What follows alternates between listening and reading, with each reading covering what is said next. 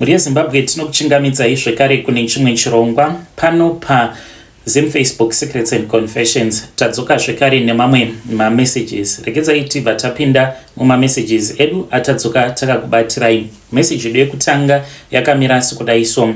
Hanzi makadi zvenyu mukoma, ndinokumbirawo kuti munge muchindiposterawo nyaya yangu makavikawo chitupa changu. Inini ndiri murume uye zvekare ndine makore 21 years ekuberekwa. I am married uye zvekare nemudzimai wangu tine mwana wedu umwe chete. Saka nemudzimai wangu mukoma takatanga kudanana apo patainge tichiri ne 15 years. Takainzana inini nemudzimai wangu. Pari zvino tava kugara kuno kumasvingo. But kwavo kwavanobva mudzimai wangu anobva kwaMutare. Takambogara maMutare mukoma, tikazobvako kwaMutare ikoko mudzimai ainge ava kurwara nekuda kwekuti pamba poga poga patainge tava kugara mudzimai wangu aiti kana akamuka achida kuti ange achienda kunoita mabasa ake awo aakandibudira pachena kubva zvatakatanga kudanana kuti iye anoita zvekuroya uye zvekare ane shavi rekuroyi rigere paari. Ndikazvinzwisisa ndikati rudo ibofu, kunyange zvikanzi uri muroyi ndinokuda uye zvekare ndichakuroora. Saka akazoitirwa mhiko nehama dzake mushure mekunge gogo vake vashaika nekuti vainge vachitya gogo vake apo pavainge vachiri vapenyu because vainge vaine masimba, vainge vari muroyi mukuru. Mushure mekunge vashaika vakabva vachizomuitira mhiko dzekuti kana akangomuka chete achiti ari kuda kuenda kunoroya anotanga kurumwa neimbwa dzake. Kana ndichiti imbwa dzake handireve kuti iye ane imbwa chaidzo, aiwa ane mapere awo aakasiyirwa nagogo vake. Saka ipapo patainge tichiri kugara kwaMutare, mushure mekunge anditizira tikaenda tikatanga kugara kwaMutare, mukoma aiti kana akamuka paya ava kuda kuenda kunoroya ndini ndaizotobuda because ane mushonga uyo waakandipa nekuti kunyange akabuda ini ndinokwanisa kutomuka. Ndobva ndatoona kutoti mudzimai wangu haasisimo mumba, ndinongoona mumvuri wake ndiwo unenge wakarara pambedha. Saka aizotanga kutaura neni, mumvuri wake uchitaura neni, uchita zvekuzevezera achichema achiti ndakuvara kane, ndakuvara murume wangu, ndiri kurumwa nemapere, buda unge uchindivhikirawo. Saka ane umwe mutsvairo uyo waakandipa zvekare neimwe tsanga yaainge akandipa, akanditi kana ukaona sekunge mumvuri wangu unenge uchichema uchiratidza kuti ndiri pakati pekushungurudzwa kwandinenge ndiri, unongotora mutsvairo uyu wobva waunyika mumvura inopisa, wobva wabuda panze wakabata tsanga kuruoko rwako kuruboshwe uye zvekare mutsvairo kuruoko rwako rwekurudyi, asi usanyika mutsvairo uyu mumvura inenge ichitonhora nekuti zvikara zvinokwanisa kukukuvadza. Saka ndaiti kana ndikaona sekunge mumvuri wake unenge uchiratidza kuti kwaari ikoko anenge achishungurudzwa, ndaibva ndamhanya ndakasika kubatidza gasi kana magetsi ariko, ndobva ndabhoilisa mvura nejagi, ndobva ndadira muchibhaketi, ndobva ndanyika mutsvairo, ndobva ndabuda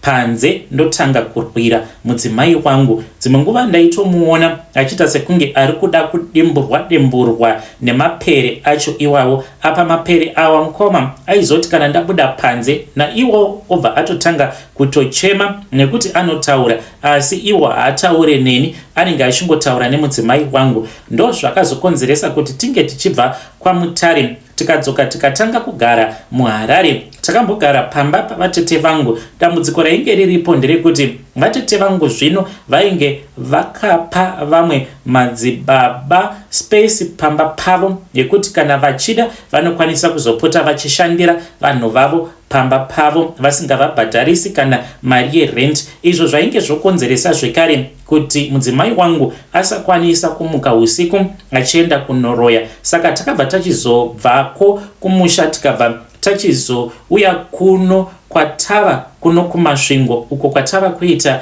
basa zvedu iroro rekuti tinotengesa, tinofamba mumavillage tichita zvekutengesa. Asi mudzimai wangu basa rake raanoita nderekuroya uye zvekare kuroyi rwake hunotondipa laki. Mukomanashi tatova nemari yedu iyo yatatounganidza, mari iyo tiri kufanira kuti tinge tichizoshandisa kuti tinge tichizotenga kamotikari kedu. Ende zvinondifadza chaizvo kuti ndakaroorawo mukadzi ane masimba. Ini handisi munhu anojairirwa. Ndinorangarira kuti nerimwe gore takati tichienda kuchitumbwiza pane umwe hwindi uyo akangondijairira kwava kutondibata kola mushure mekunge atora bhegi iro ratainge tiinaro akabva atimanikidza kuti tinge tichipinda mune chimwe chikombi chatainge tichitoona kutoti ichi chikombi ichi hachisviki, uye zvekare vamwe vainge varipo vainge vachitoti chikombi ichocho kana ukangoita mistake yokupindamo muchikombi imomo vanongokubhadharisai mari, kombi yacho haisviki, munongoswera muswero wese wezuva kombi yakangopaka. Vachiti vari kugadzira kombi yavo vanozoti kana vaona kuti nguva dzinenge dzaenda ndopa vanozotanga kutaura nevamwe vakomana vemakombi vachikumbira kuti munge muchipinzwa mumakombi one by one. Saka patakati kune umwe mukomana uyo ainge aripo ainge achizviita windi achida kuti tinge tichipinda mukombi iyo, tikamuudza kuti shamwari haungatimanikidzi kuti tinge tichiita zvinhu zvatisiri kuda kuita. Akabva auya akabva andidzipa akandibata kola. Mukomana ashi mudzimai wangu akandiudza kuti usiku ihwohwo akarara ari kumba kwa windi iyeye, uye zvekare windi uyu mukoma akasvika pakunditsvaka akawana patainge tichigara akandikumbira ruregerero kwava kundipa $50 yekundiripa pane izvo zvaakaita. Amshuwa kwaari haaswere achinetsana nevanhu kana ari pabasa rake rechiwindi iroro. Saka ndiri munhu wekuti handijairirwi nevanhu. Uye zvekare chimwe chinondifadza pamudzimai wangu ndechekuti kunyange zvake mudzimai wangu iye achiroya, chakanakira kuroora mukadzi anoroya ndechekuti haana nguva dzekuti anozoswera achikuhurira, nekuti nguva dzake zhinji anenge achingofunga kuti murume wangu ndomufadza nei, uye zvekare kana zuva rorereka anenge ava bhizi achimhanya-mhanya achida kuona kuti angaita here mapreparation nekukasika. Zvivanda zvinenge zvichida kudya, zvidhoma zvinenge zvichinetsa zvichidawo kudya. Saka nguva yekuti angawana nguva yekuswera achichita achitaura nevamwe vanhu rume pamawhatsapp anenge asina nguva yakadaro. Saka mukomana chindo zvinondifadza pamudzimai wangu. Kune avo vanotaura taurisai zvenyu, but I support my wife. Witchcraft, it is an art, and I feel so lucky kuti ndinogara ndichiona spiritual encounters. Vazhinji venyu hamusati makamboita a spiritual encounter in your life, but inini I have had several spiritual encounters. Saizvezvi mudzimai wangu ane mwana, saka apo paakabva mukubetserwa mwana mukomanashi ndakaona kuti mudzimai wangu unondida uye zvekare anondifungira, because ane chimwe chidhoma chake chechikadzi. Chidhoma ichi kana wakachitarisa chakaipa, haungamboti ndingada kuzorara nacho, asi kana chikakushanyira kuhope kwako chinoshanduka choita mukadzi uyo waunenge uchida kuti chinge chichizoita panguva yacho iyoyo. Saka akanditi kana urara unongofunga uyo waunenge uchida kuti ange achizova mukadzi anozouya kwauri achizorara newe. Izvi anozviita kana ari kumazuva ake ari kumaperiods, kana kuti paya apo paainge aine pamuviri dzimwe nguva asingakwanisi kurara neni, zvekare nepaainge achangobva mukubetserwa mwana wedu. Akanditi murume wangu, tariraone kuti ndiri kubleedha ende ndine mastitch. Ndava kuti mainini apa ainge achibvira chidhoma ichocho, akati mainini vachauya vachange vachizorara newe. Akanditi unongotaura zita remukadzi waunenge uchida. Ndakati ndataura mazita evakadzi vose vamunoziva vemuZimbabwe ndanzwa ndaneta navo, ndikabva ndati zvino ndinoda Kim Kardashian, ndikaita threesome naKim Kardashian naRihanna panguva imwe chete. Ini ndiri kudya rifa, ndiri kudya namambo. Usiku ndinenge ndakadekara zvangu ndichingorara nevakadzi avo vandinenge ndichinzwa kuda. Kungosangana nemukadzi pasocial media, zita rake ndotonyora pasi, ndotarisa face yake pamapictures ake, ndoramba ndakati ndee kuitira kuti map yehusiku ndinge ndichizoziva kuti munhu wandiri kuda muzuva ranhasi ndiani. Saka ndinokurudzira vamwe varume kunzoko, kana uri kunzi unenge wakaneteswawo nechihure chemukadzi, how about if you think about it, ko wadii wazvitsvakira mukadzi anoroya ane love, anokupa imwe love yekuti unosimba kuita njanji. Pari zvino tiri kugara zvedu kunoku kumasvingo, nekuti kuno takaona sekunge kuri easy, ende pamba patinogara hapana vanhu vanonamata, hongo vanobuda zvavo vachienda kumasowe, but vanongonopiwawo minamato yekungotiwo ndezvekungofambisawo nguva. Vedare ndo message iyo yandakatumidzirwa ichibva kuna mukoma vedu, hanzi ini ndakaroora mukadzi anoroya and I am so happy, I have no regrets. Zvekare vari kukurudzira vamwe kuti vange vachiroora vakadzi vanoroya. Yo zvakangoma hazvo vedu. Rekezai tibva taenda panyedu inotevera. Nyedu inotevera yakamira sekudai so. Hanzi pakati zvenyu mukoma, ndinokumbirawo kuti munge muchindipostirawo nyaya yangu makaviga chitupa changu. Ininiwo ndinoda kureururawo kuti ndakapihwa $3,000 neumwe murume uyo akauya pamusika pangu. This was last month. Mushure mekunge auya pamusika pangu akabva ati iye ainge achida madora nematemba, saka akabva achizondipa mari akabva anditi keep change. Mangwana acho akadzoka akabva ati ainge achida madora nematemba, ndikamutengesera. Izvi akazviita kwemazuva awo anokwana iwo kuita 7, achingouya achingotenga madora nematemba each and every day, ende aiuya pamba pangu dzichingoti 10 AM anenge atosvika pamba pangu achitoti ari kuda madora nematemba. Kudzamara ndazomubvunza kuti kasi ainge aine mudzimai, ainge aine pamuviri here, ainge aine macravings ekuti anenge achida madora nematemba, akangoseka zvake akabva ati mama ndichazokuudzai. Saka nerimwe zuva akazouya tikatanga kukurukura. Ndakabva ndachizomuudza kuti ndainge ndiine mwana wangu uyo ainge arovera kuJoni, akabva anditi mwana wenyu ndinokwanisa kumudzosa, uye zvekare on top of that ndinokwanisa kukupai $3,000 kana mwana wenyu ndikamudzosa. Ndakamukumbira kuti ange achiita saizvozvo, akanditi iye anonamata. Ndainge ndisingazivi kuti iye munhu akatoenda kun'anga akanoromba, uye zvekare anoshandisa masperms evanhurume mubusiness make kuti ange achizoita mari. Ndakazoenda kumba kwake kana murume wangu musi wacho iwoyo, handina kumuudza chokwadi. Ndakatora chitswanda changu ndikabuda ndichiti ndainge ndichida kuenda kumbari kunohodha. Ndabuda mukoma ndakabva ndachinja route ndokubva ndachizosangana naye mutown. Akabva achizoenda neni kumba, ndichangoti iye anogara kuBorodale, but sandiko zvako kwaanogara. Akandiudza kuti iye ainge ari munhu wemabusinesses and ainge aine mari dzake. Akati 3,000 iyoyo yaachandipa ndokutotanga kwerelationship yedu. Akati ainge aine zvikuru zvimwe zvaainge akandirongera, izvo zvaainge achida kuzondiitira kana kuri kunzi ndaikwanisa kuzomubatsira. Takagara mukomana nashi mukadzi wake akasvika. Mukadzi uyu ainge achidhraivha rimwe zimotikari randisingakwanise kutodana nezita. Ndokainge kari kekutotanga kutoonawo motikari yakanaka kudaro inoita kunge ndege. Mukadzi uyu akazondiperekedza kubva ikoko kuBorodale tichidzoka kuno kwatinogara, but akazondiburitsira munzira. Ndichisvika pamba murume wangu akandibvunza kuti ko zvino zvamanga mati maenda kunohodha. Ndikabva ndanyepera murume ndikamuudza kuti ndasvika kumbari zvinhu zvichidhura, uye zvekare kwanga kusina staff yanga iri fresh apa. Ndainge nditori ne$3,000 yandainge ndiinayo. Saka ipapo pavakagara neni pasi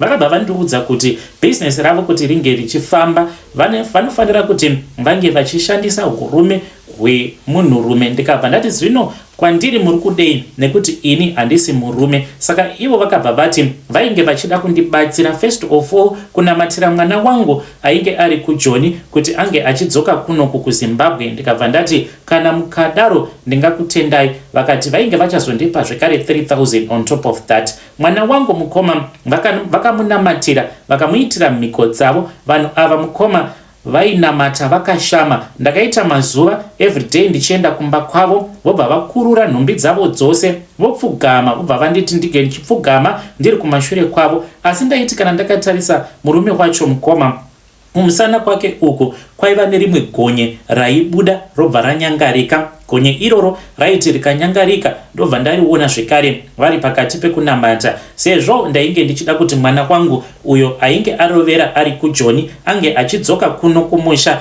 mukomana ashe handina kana kumboita hanya nazvo. On top of that, nemari here, ndikati ine mari ndiri kuida. Saka vakati vapedza kunamata vakabva vanditi mwana wenyu kutotaura kudai atova mubhazi ava kutodzoka kunoku. Zvechokwadi ndakabva ndafonerwa noumwe mwana wemuning'ina wangu ariko kuJoni ikoko, akabva anditi surprise mukomana ari kuuya kumba. Zvechokwadi mwana wangu akasvika, tikaenda tikanomugamuchira. Ndakachema mukoma ndichiona maondero ainge aita mwana wangu. Saka ndakazodzokera kuya ndichinovatenda zvikare nemari yavainge vandipa. Vakabva vandiudza kuti ivo vainge vachida kuti ndinge ndichirara nemwana wangu, uye zvekare kana ndapedza kurara nemwana wangu ndaifanira kuti ndinge ndichizoenda kumba kwavo nekuchimbidza, uye zvekare ndisina kugeza nekuti vanenge vachida kuzotora urume hwake uhwo hwaanenge asiya mandiri. Tuchireva izvo kuti taifanira kuti tinge tichizorara tose nemwana wangu tisina kushandisirana dziviriro. Ndakachema ndikati kwete, izvozvo handizvikwanisi. Mari yenyu pamari yenyu yamakandipa ndakangoshandisa $1000. Ndiri kuuya zvangu nemari yenyu kuti ndige ndichikupai mari yenyu. Mwana wangu kana muchida kuti anga achidzokera anodzokera hake kuSouth Africa, achazouya nenguva iyo yaanenge anzi naMwari ange achizodzoka kunoku kuZimbabwe. Vakabva vati hakuna zvakadaro, isu tukuda zvatakawirirana. Takakuudza wani kuti mubizinesi medu kuti bizinesi redu ringe richizofamba tinoda urume hwemunhurume, ende iwewo wakatodya mari yedu ende hatigamuchiri mari iyoyo, tinokuda mari yatakakupa. Ndikati ndotsvaka here 1000? Vakati kwete, kana uchikwanisa kuwana 1000 iroro ratakakupa, mari yatakakupa ndiyo yatinenge tichida. Enda kune vanhu ivavo avo wakapa mari pawainge uchitenga uchishandisa mari, wavabvunza kuti mari yawakavapa iri kupi. Kana uchikwanisa kuitsvaka mari iyoyo unge uchizoibatanidza wodzoka nayo kuno, ndiko kuti tinge tichizosiyana newe. Vakabva vachizondipa mazuva mashomanana, vakati kana ukasaita sarudzo dzako mwana wako tichange tichizomuuraya. Mukomana acho ndakaona kuti painge pasisina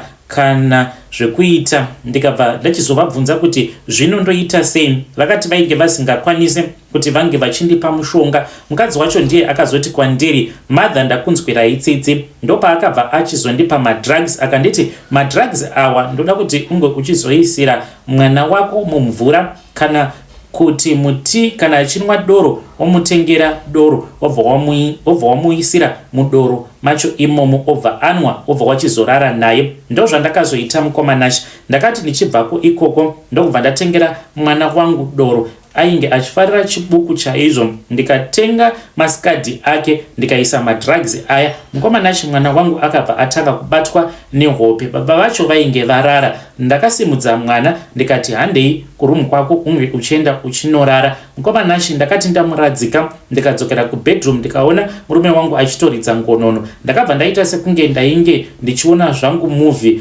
Ndikabva ndachizomuruka ndikaenda muspare bedroom memwana wangu ndikamubvisa zvipfeko zvake zvose, ndikakaramata pamusoro pake ndikaita chivi nemwana wangu, zvinhu zvandainge ndisina kumbotarisira kuti ndingazoita chivi chakadaro pamberi paMwari. Ndakati ndapedza kuita saizvozvo ndakavafonera ndikavaudza kuti zvino wainge uri usiku, ndainge ndisingakwanisi kuti ndinge ndichiuya kumba kwavo. Vakandiudza kuti vainge vatova muroad, uye zvekare vainge vachitouya kuti vange vachizokolekta urume hwandainge ndatora pamwana wangu. Vakauya vanhu ava vainge vaine hari yainge iine mvura, vakanditi ndinge ndichizogeza sikarudzi yangu ndichishandisa mvura iyoyo. Ndikaita saizvozvo ndapedza ndikanovapa. Ivo vainge vakangopaka pagedhi mukoma, ndikanovatambidza hari iya. Vakaenda vakabva vati kwandiri, wagona iwe ende hauna kuzvigonera chete uri wega, wagonera nemwana wako, nekuti mwana wako angadai atofa kutaura kudai. Mukomanashi izvi ndo zvandakaita. Handina umwe wandanga ndaudza nyaya iyi, ndimi vekutotanga kutoudza nyaya iyoyi. Pane imwe mari iyo yandakapihwa ndakatangira mwana wangu business, ende business rake riri kutofamba. Atova nechitakshop chake, uye zvekare atova neumwe musikana uyo waari kudanana naye. Tirikungonzwawo nemakuhwa zvichinzi musikana uyu anenge ane pamuviri zvekuti anokwanisa kungotizira anytime. Mukomana Ndinganzi ndakakanganisa here nezvandakaita izvi?